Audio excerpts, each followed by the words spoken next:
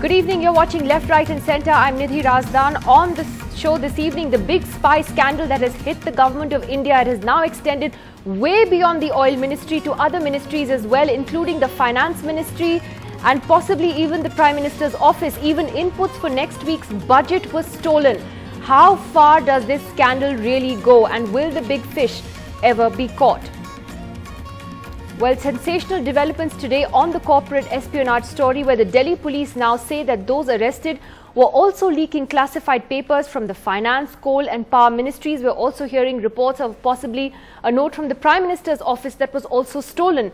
This incredibly also includes documents that contain inputs for the finance minister's budget speech next week. In fact, 2 sacks full of documents have been found by the police. My colleague Sonal Mehrotra now joins us with more on the investigation. Sonal, pretty sensational stuff there, 2 sacks full of documents, and it's something that extends, as we were saying right at the beginning, way beyond just the petroleum ministry. Well, Nidhi, the FIR copy which we've got our hands on says very categorically that it's not just the petroleum ministry, it's the finance ministry, it's power, coal, and also letters which are written by the principal secretary to the PMO. All those find space in that FIR. And what's clear at this point is, and what my sources within the crime branch are also saying, that this is just the tip of the iceberg. In the coming few days, we're going to have more names come up. What they're also hinting at this point is that top level officers inside the ministry and also some big corporate firms, officials from these big corporate firms could also come up in the coming few days.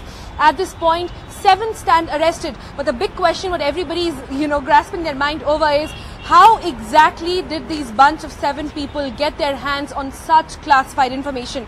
Well, the sequence of events is as follows. There are 5 people who have direct, contact and are the one who kind of staged this entire event. We understand that Mr. Sethia and Mr. Jain are the ones who provided funds for these. All this, remember, is according to what the crime branch believes at this point.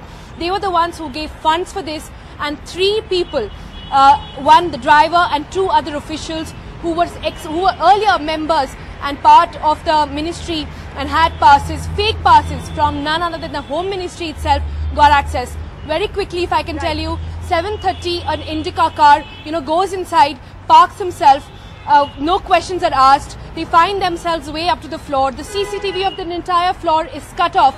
So for more than 3 hours, they get photocopies of these documents, lock back them and come back and easily move away. The worry is this hasn't happened for the first time.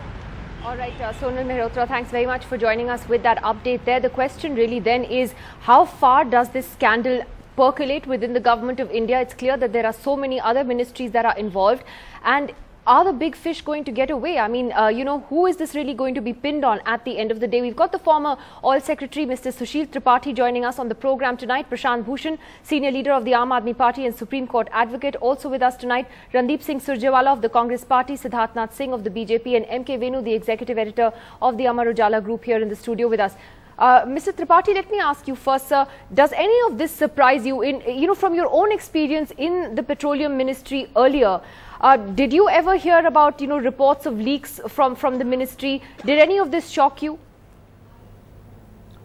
It doesn't surprise me. Even when I was there, which is more than 9 years ago, there were some rumors, and but the evidence, hard evidence, was difficult to come by, and there were rumors that documents were getting leaked, sensitive information was getting leaked, and the commercial interests are huge. As it stands today, in petroleum sector, there are the largest public sector undertakings, there are the largest private sector undertakings, there are multinational companies which are operating in India, though not in a very big way, but they are also among the largest companies in the world. And the turnover in petroleum sector is worth about 13-14 lakh crores, 6-7 lakh crores is import, and between 2 to 3 lakh crores is the revenue collected by state and central governments. So for these, these things, since the turnover and the sums involved are very large, the commercial interests are huge, and many companies, primarily Indian private sector, but I would not rule out multinationals and sometimes even public sector, they have therefore developed an institutional mechanism of getting some lower level staff compromised who on a routine, regular basis, keep passing on information. But it's interesting that you say that you heard these rumors as well during your own stint in the government, that this kind of thing would happen. And do you know, at what level this extended to? Was this just low-level officials or employees of the ministry that were part of this, or whether there were senior officials involved as well? It seems a little hard to believe that it was only a peon in an office or a clerk that were part of this. It could have been much higher, no? Yes, it could be higher also. It could be higher, it could be middle level and senior level executives. It could also be, because we have been running an open government, so it could also be some irresponsible journalists also who have access and they can talk. It could be there are number of public sector employees who are attached for secretarial work, and they could be there. So therefore, it is a little difficult, and these days, because at this point of time the budget is in making, so it could be a sensitive information, it could be an information about our future planning, with which some of the undertakings may be interested to know and take steps in advance of the decision. Okay. Before I bring the politics into this, Venu, in a sense, then this just blows the lid off what? Delhi's worst kept secret or best known secret? I mean, actually, I'm surprised a lot of journalists were not surprised about how far this goes. Yeah, Mr. Tripathi would remember when Mani Shankar Iyer was Petroleum Minister, he publicly said that when I write a letter to somebody, before it reaches the addressee, the letter finds its way to the desk of corporates. So, and Mani at that time said it in half jest, but I guess he was right. He brought out the enormity of the problem. The problem here is that Power Ministry, Energy, Finance, they are all linked, PMO, because the same decisions, they go to all these ministries, they go to the cabinet, and businesses have found a way of tracking these decisions, the file movement, from ministry to ministry, and as Mr. Tripathi said, open government. So it was there for everybody to see, and I remember in the early 2000s when Advani, LK Advani was Deputy Prime Minister, a similar case had erupted, and 3 officials of Corporate House were arrested under the Official Secrets Act. I don't know what has happened to that case. It's not been resolved. That case is still dragging on. Yeah, it's still dragging on because Official Secrets Act has its own problems, because it does not differentiate between a secret which is purely commercial in nature and information which is indeed truly prejudicial to national interest or something that compromises India's sovereignty, defense interests. So this confusion in law, and Press Council has also commented on this. But then that's interesting, Prashant Bhushan. What's interesting then is, as MK Venu says, that in a sense we've known that something like this has been happening for a long time and for many years, and now a trap at this level has been laid by the government. Would you give the government credit for that, at least, that there is at least an attempt at some sort of transparency here, Mr. Bhushan? Well, I'd certainly give credit to whoever was involved in unearthing this. We don't know whether it was done at the instance of the political executive or whether it was done by some officials of the Intelligence Bureau or of the Delhi Police Crime Branch, etc. But certainly it's a good thing that this has happened. See, we have known that there is total compromise of official secrets by way of corporate influence in not just the oil ministry but in various other ministries also. The Radia tapes also give us a fair glimpse of this accessibility of top corporate houses to commercial secrets or official secrets of the government. Unfortunately, these corporate houses have so far proved so powerful that despite knowledge of, evidence of, exposure of all kinds of wrongdoing, not just leaking of official secrets, every kind of criminal culpability, corruption, etc.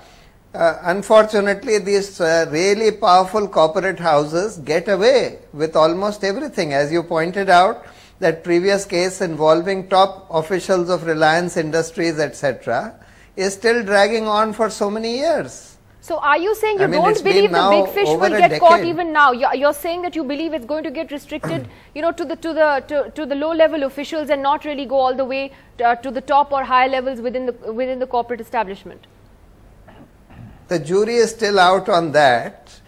Today the environment has changed a bit. There was a time when even the media was afraid to cover any adverse news about these kind of corporate houses.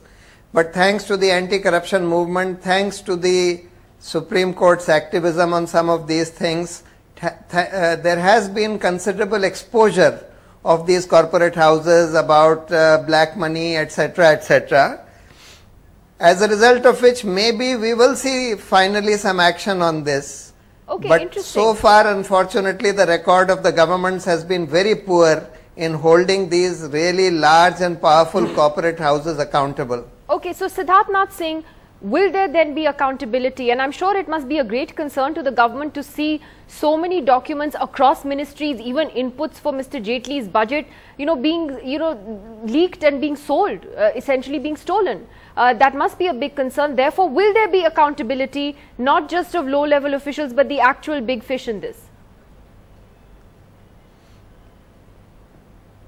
Well, Nidhi, let me put this. It was not the media, it was not the opposition, it was nobody but the government which acted on it. There was something which also came out in the media news today, that it was the Prime Minister's office directive in October 2014, where it was said a cleanup needs to be done by all ministries, certain standards needs to be followed because the papers are being leaked. So all those things have been there, and certainly if the government initiated these steps, I'm sure you cannot doubt the government's intention that accountability will not be made.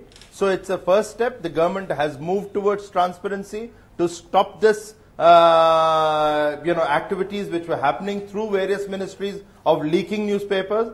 But what we are seeing today is, and Nidhi, what surprises me, because I've been seeing my Congress good friends, speaking since yesterday and even today, saying that BJP knew about it, the minister knew about it for last 7-8 months, why did not they act? Now let me put it in a different context for them, that Neera Radia tape was known for a very long time to establish a nexus between the government, the politicians, the bureaucrats, as well as the consultants and the media. But the UPA government failed to do it. So you also knew about it. When we came, as we go back almost about September, October, we started taking action. And we planned that, yes, we need to stop it. So I would only request my friends, you cannot praise the step of the government. At least you can keep quiet. Otherwise, people are going to laugh at your bankruptcy, that a government which is doing something in the name of transparency, making things accountable, then you need to praise. I don't expect a praise from them, but at least keep quiet. Don't make a mockery of yourself. But what this also proves is, Randeep Singh Surjewala, that this is something that seems to have then gotten out of hand during the UPA's 10 years in power, where obviously people had all kinds of access to ministries, to the petroleum ministry in particular. Lots of leaks were taking place.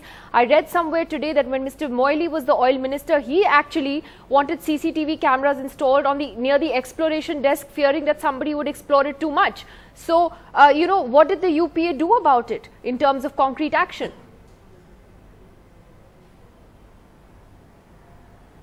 Well, Nidhi, let me first begin by thanking Siddharth for attempting to preempt any answer that I give.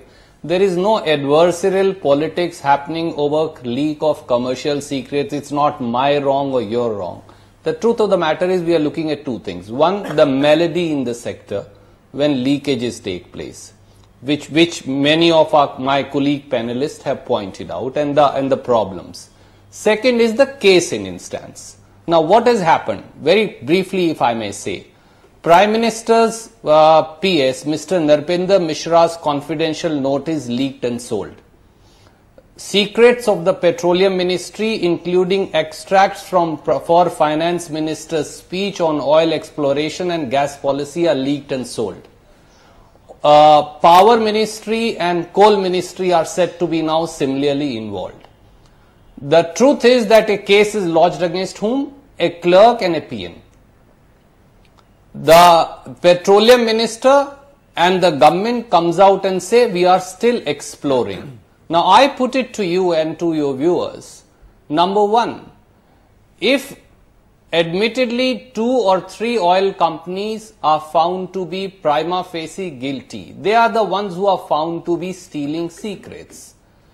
You lodge a case of theft against the abettors, but you lodge no case against those who are found to be stealing secrets. Why? What is the sympathy that this government and the Petroleum Minister has for those who are found to be stealing secrets? Number 2, what was the nature of documents? Some of it has come out. In whose custody were these documents? I don't agree with Mr. Tripathi that these documents can be in the custody of minions or very junior level officials. They have to be in the custody of senior most officials. How did they come out of their custody? Number 3, will government now review all these decisions? Now that it has come out that for last 8 to 9 months this racket was running. And if this racket was running for such a long time, just one line. Before the NDA came back, did these leaks in a sense not get institutionalized under the UPA? I'll get Venu to answer that question. I mean, is this something that actually multiplied as a problem under the UPA government? And in a sense they looked the other way? Siddharth, give me a second. You know, it increased over the years, and that period did coincide with UPAs, mainly because that was also the great boom period when India had GDP growth of 9% and resources were being auctioned. But they were clearly aware it was going on if Mr. Moily wanted to have CCTV cameras installed. Of course they were aware. In fact, I remember Jaipal Reddy, when he took over as Petroleum Minister, he specifically asked to be many officials to be removed. He also had, if you have him on your channel, he'll tell you that he also had this information. And he did want to have his own set of people to feel secure. Here is a case where even Jaipal Reddy did not feel secure at that time. You know?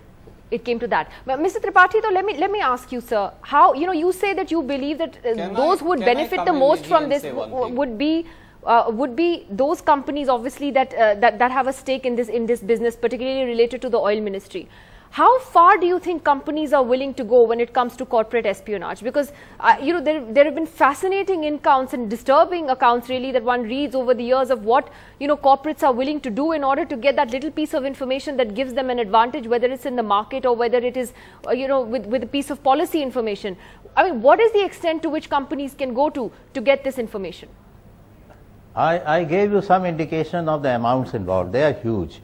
But I would like to say that when the corporates get the impression that they can influence the decisions, or when they have this impression that the decisions can be reviewed, even if they have been taken in the past, they can be reviewed and can be changed to their liking, then they put pressures.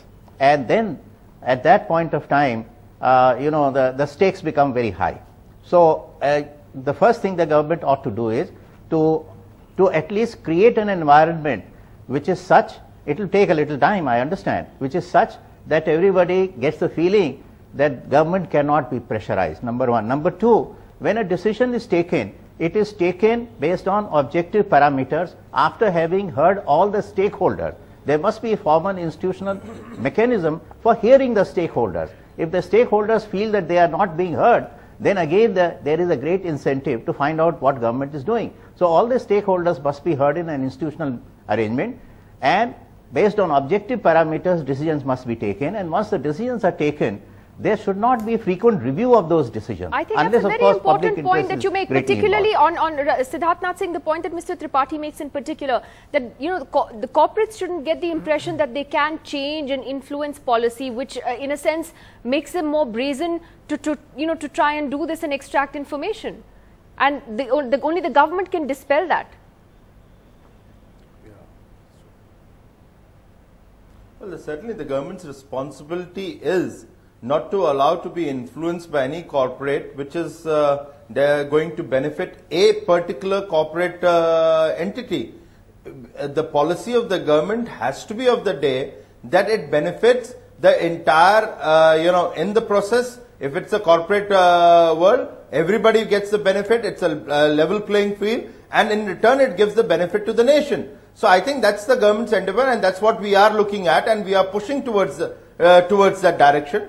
But there has been what I was trying to build up is that this activity has been going on for a very long time, and the government of the day needs to be congratulated for making that effort and moving in that direction. Now, who's going to be made accountable? It's a process of investigation. We should not jump to a conclusion that it is going to stop. It is certainly when you look at the CCTV camera, then Nidhi, please. Okay. No, let me complete it. Nidhi, you didn't allow me to speak when, but you stopped me and said I'll come back to you, but you came back after a round of 2. So please, I don't take too long. I'm not one who speaks too much.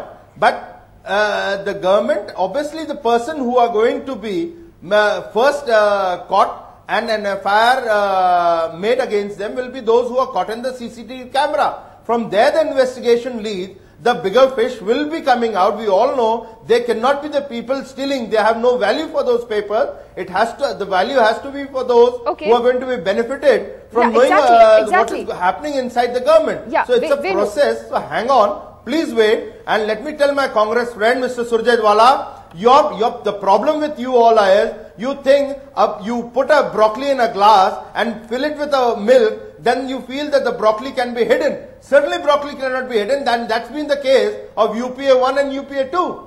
I don't know why the broccoli analogy is quite interesting. Randeep Surjewala wants to quickly respond and get last word to Venu and Prashant Bhushan. Yes, Mr. Surjewala. Nidhi, the questions are very simple. Government has been caught with its pants down, if I may say so, in a huge spy ring. Who are the guys caught? Only a clerk and a PN? Why are the companies for whom papers are being stolen not named and lodged an FIR lodged against them? Number 2, officers in whose custody the papers were, why are they not being investigated? The word is why is the petroleum minister not coming forward and making a full disclosure of facts? Number 4, why is it that government is shy to say that right from Prime Minister's office notes, including his PS notes, to notes for the finance ministry for the budget, all are being leaked? Who's responsible? There's an important point you made there, which I just want to ask Mr. Prashant Bhushan about. Needs to be made, an FIR needs to be lodged, and action needs to be taken. Mr. Bhushan, is that an important point? Why are the corporates not named? In fact, the police commissioner actually also shied away from naming the companies. He didn't take names, and yet we do know that there are officials of X, Y and Z companies that are being questioned. Yes, this is the problem that we have encountered in this country, that there are some very large corporate houses in this country who seem to be holding all the strings by which they are controlling the entire establishment, including the political establishment, the bureaucracy, and even large sections of the media. We have been seeing that this government has been acting as the marionettes or the puppets of these large corporates, even this present government.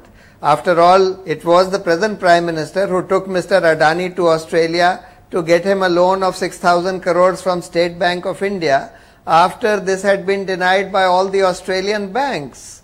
And this government has delayed the MMDR ordinance, I am told, by 1 week, and during that 1 week a large number of new mining leases or extensions of mining leases were granted to a large number of mining companies for iron ore mining. You're talking about the corporate political nexus. Mr. Bhushan, this is the problem, that these large corporates exercise such enormous influence, even on the previous government as well as on this government. Gentlemen, I'm completely out of time. Just on the coal auctions, this is the government. And this is the government you were questioning. I'm completely out of time. I'm going to have to bring the mics down. I'm very sorry I'm out of time, but this is going to be a big story, I suspect, for the next few days, as well as more and more information comes out about the kind of documents that were leaked and who they were leaked to. Thanks for joining us tonight. We'll see you on Monday.